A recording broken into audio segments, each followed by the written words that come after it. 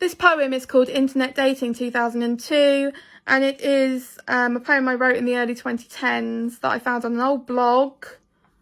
And I am now old enough to be the mother of the Liz that experienced these things, because it is based on reality. And it's a little time capsule into the past, but also terrifying. You think the internet's scary now? It was always scary. It's always been terrifying. I had a little update of this poem last night, actually, just to make it flow a bit better. There's still a few dodgy spots, but I'm going to read it anyway. What's a girl to do when it's 2002 and I'm sitting up at night trying to get a light off a clipper with a dodgy flint that went swimming in my kitchen sink one time? Anyway, that didn't rhyme, but now it does. Nothing relevant rhymes with does it? Shit. Anyway, I flicked and flicked and flicked with all my might. Kinky. And finally sparked my last Marlboro light and puffed smoke rings on my monitor, pondering what's the internet for? No Facebook then, no Twitter too. The internet was a pile of poo, but it had something that amused me, something new and fun, a place to hang out when your Prozac's run out. MSN chat rooms, chatting to anonymous loons. ASL, they would inquire.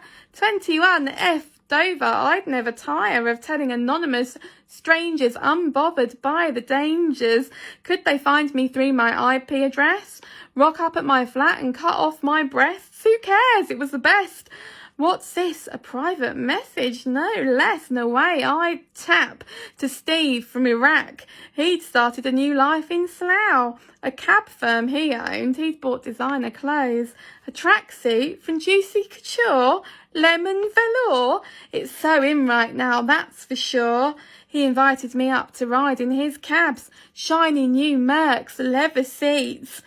When he insisted no tights, I saw warning lights. He said that he liked female feet. That man's a freak. He licks ladies' feet. I instantly blocked and deleted that, Steve. Then another popped up.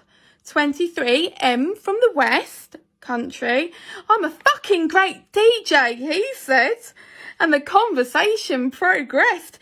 He said fit girls fell at his feet and he drank Tanqueray neat. He played drum and bass and I'd come just by looking at his face. He didn't have any pics, but he had a great big huge dick and he worked out every day and he wasn't the slightest bit gay. His buttocks were tight and he won all the fights. What a lad. His mum was the bird from the Timotei ad. She was fit and so was his dad. And they lived in a mansion in Yeovil. He was owed 40 grand from his dying nan's will. Once again, naivety penetrated my central nervous system. And then a box flashed up on the screen. It flashed in my face. A woman in lace. Damn you, porn ad. She's older than my dad. With tits by her knees. I need McAfee or AGV for free, ideally. But my Windows 95 dial-up had died. How would I survive? In these modern times, I'd not even had the chance to continue this romance, to tap BRB with a wink emoji. So I dialed up once more. Surfing the web was poor, but at least it existed, not like in 1994 when everything was a bore. And for fun, we'd watch paint dry on doors. Fetching wine, I prayed he'd stay online because he was divine.